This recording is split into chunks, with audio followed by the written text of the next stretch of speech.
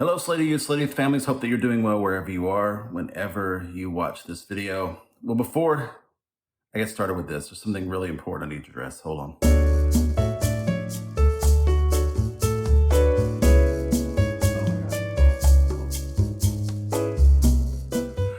That's right. The Atlanta Braves are World Series champions. Woo! Feels good. Feels so good. Feels so good. All right, I know there's a lot of Astros fans here. I get it. But I've been watching the Braves since I was little, since way back in the day. It's been 26 years since the Braves have won a World Series championship. So let me have this, okay? We're excited. The Braves fan base, we're super excited. Because 26 years, whew, it's a long time to wait. A long time to wait. Longer than most of y'all's lives. And waiting is a terrible experience, right? We don't like waiting for stuff. And waiting for a long, long time is even worse. It starts to feel hopeless. It starts to feel like it's never going to happen. Last year, the Braves made it to the National League Championship Series. And if you don't understand baseball, that's like the semifinals. All they had to do was beat one team to make it into the World Series. And they had a 3-1 lead in the series and ended up losing the series. And it was crushing.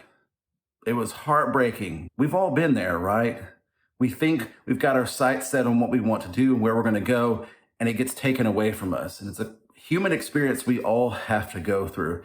In fact, Hannah, in our passage today in 1 Samuel, goes through a similar experience, except what Hannah wants is not a World Series championship, but something much more important to her, which is a child.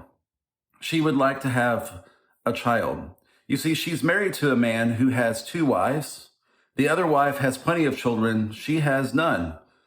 And she's especially wanting a son because back in the day that this was written, to have a son was to have an inheritance, to have someone who could inherit the money from the husband, because women weren't allowed to do that.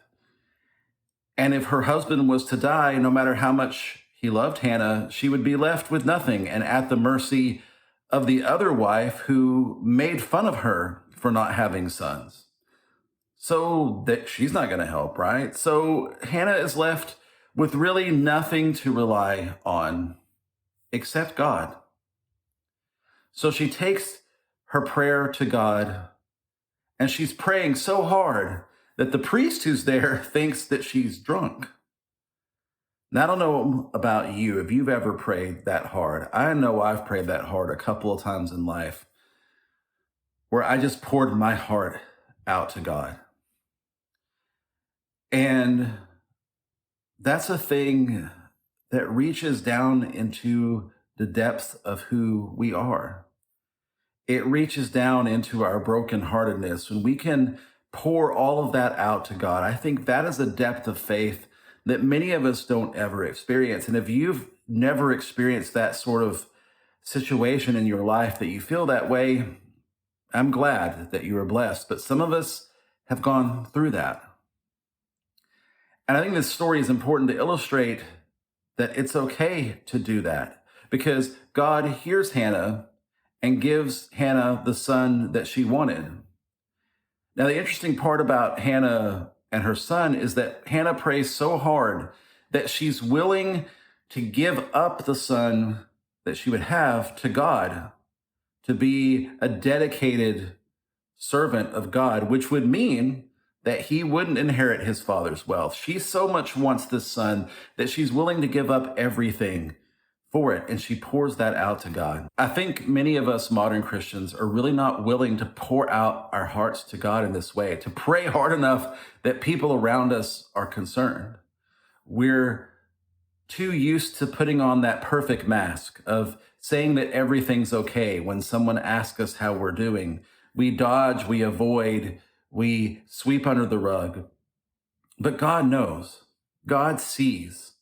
God sees even the second wife of a guy who doesn't really know how to care for her, who's made fun of, who has no hope. And through her and her act of faith, God works miracles. You see, her son became Samuel, who moved the Israelites into a monarchy, which eventually led to David, which eventually led to Jesus. This whole history of salvation flows through this person. So if you're feeling down, if you're feeling that your life is in a place where you need to pour your heart out to God, do so and realize that God is there with you and God is working a great thing through your life. You may not see it now, but trust me, it is there. And God is willing to walk with us through all of those times and listen to us and help us, whether it's disappointment about not making a sports team or getting a certain grade, or our families are broken around us, or we're dealing with death or loss, whatever it is that we're dealing with, pour that out to God and leave it with God. Thank you for listening today. Hope this word blesses you. Know that you are loved. We will see you all soon.